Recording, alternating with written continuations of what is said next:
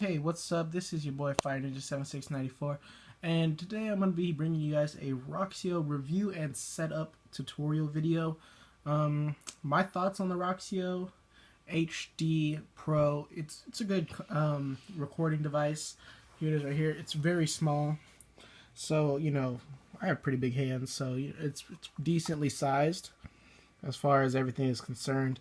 But it's really nice, pretty compact. It requires no power. This is the power supply. It goes directly to your computer. This is what it comes with.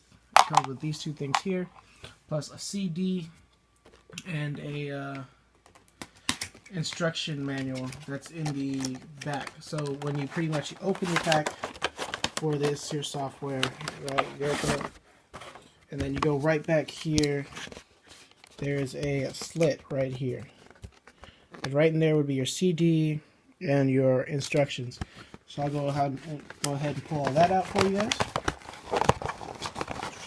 This is a ps3 setup video for those of you guys who didn't read the title or got confused. So here's where your CD would be. Mine's already in the computer. I just leave it in there just because I don't feel like taking it out. And then here's your instruction book. There's an English side and a Spanish side. It's also good for Xbox 360s, PlayStation 4s, Xbox Ones, and Wii U's as well. It may not say it on there, but it does work for there as well. You just do the whole entire Xbox setup for that. But let's go ahead and get to what you guys are going to need to set up the Roxio. Alright, so you're going to need a component cable compatible with your PlayStation 3. I have these here. Bought these from GameStop. Used for $16. So they're a pretty good price, you know. Nice and long cables. And then you're going to need an HDMI cable, which most of you guys should have one already. As far as your PS3 concerned, if that's what you mainly use. And then your PlayStation 3 controller, which is a really good controller, DualShock 3, in my opinion. Then you're going to need your PlayStation and your computer with the software already on it. Now, I already have the software open, but we'll get to that afterwards.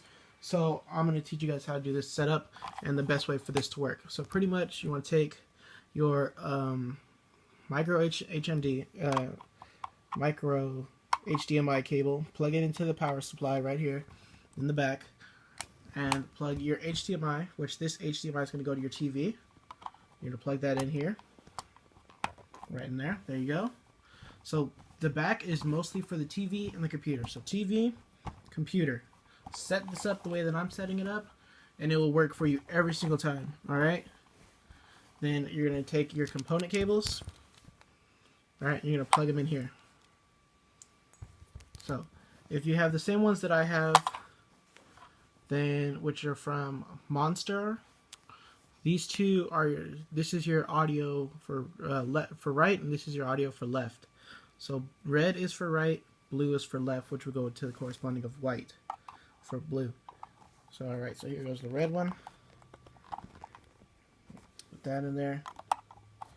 Put the blue one in. Okay, good.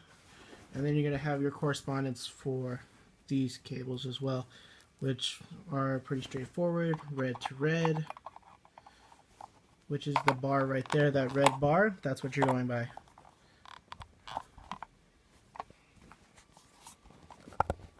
Alright, there we go.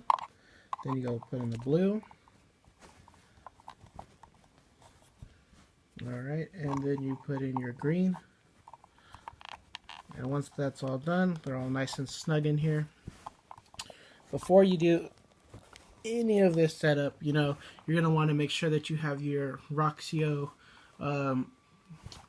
software installed on your computer. So I'm going to take a quick cut, hook this into the TV, and I'll come back and plug this one into the PlayStation 3 for you guys. So I'm going to take a quick cut right here, and I'll be right back. Okay guys, so I'm back. So basically, once you plug in your HDMI and then your Roxio into the computer, you should get a blue screen on your TV with these outlines on the side.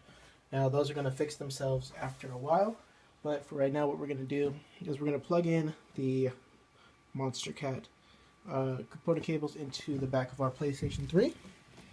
Just right back here. Up so I can see it.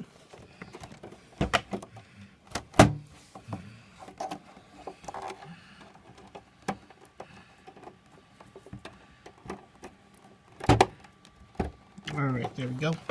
So that's plugged in there. Now, one of the things that I know I'm going to need to do is take the HDMI out of the TV and plug it back into the PlayStation 3. For this reason, I will let you guys know right now. So you can turn on your PlayStation 3, and then from there you're going to get a signal on your software. Now when you want to start recording, you're obviously going to hit capture, and then you're going to, this screen's going to load up, and this is what you're going to have. So right here at the bottom it says status no signal, which means that your PlayStation 3 is not on, but your Roxio stuff is all set up properly. If it's red, then that means that's really bad.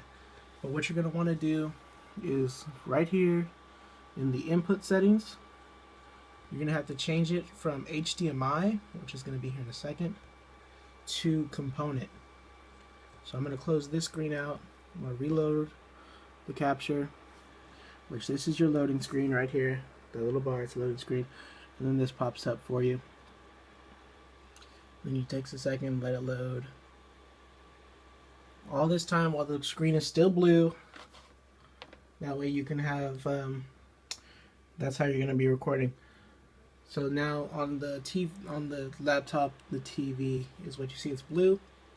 Because the PS3 is on, but it's not on the right settings right now. Because I did have to change everything for the purpose of this video. I've already actually recorded a couple of videos. See, so there it says no signal in red. That's bad. You don't want that. You want it to be in green. So these for PS3, you have to change it to component. Normally it'd be an HDMI when you first load up the software, but you need to change it to component. And after that, that's pretty much that. Then you have all your time-lapse stuff here. So now I'm going to go ahead and do the settings on the PlayStation. So I'm going to show you guys how to do that. Alright, so you're going to unplug your HDMI, if you haven't done this already, from the Roxio, and then plug it into your PlayStation 3. This is pretty much just going to ensure that you can see the picture on your TV. There we go. See, I was going to record some Advanced Warfare. There we go. Yeah, so I was going to record some Advanced Warfare today, but I didn't yet. So I did record some actually today. So that'll be up on my channel a little bit later, probably next 2 or 3 days. So you're going to have to go to display, which is what most people don't tell you. Audio settings, or video settings, the output settings, and change it to component/D terminal. You're going to click that, you're going to go to change. Now on your computer is where it should show up. Alright, it will show up there with a little timer countdown and everything like that. So once that's all there, what you're going to need to do is hit it so that it goes to it. Alright? So once it does all that, I'm going to take a quick cut, guys, and then once I get it on the screen, I'm going to show you guys what to do. Okay, guys, so I got it to work. So pretty much what you're going to want to do is lock your settings at 720. Alright, so you're going to take off the 1080i and the 1080p. And just lock it for 720 only, which will widen out your things on the TV. So you see, we still have the bars on the side, but that's all about to change. So we're going to test display for 720. Just going to give us blue screen still. It's all testing. It's testing. Alright, that's 420 resolution. We don't want that at all. We want the 720 resolution. Oh, here we go. We weren't hovering over the correct one. Make sure you guys are hovering over the correct one, which will give you the full 720. There it is, see? So you've widened out your screen display again. Alright. And that's what you're going to go with. You're going to go with the 720. Locking it at that. You could do the 1080i, 1080p if you wanted to, which I might as well go ahead and do. But as far as everything is concerned, you can just go with 720 if you really wanted to. so it would not really matter in any sense of the word of that purpose.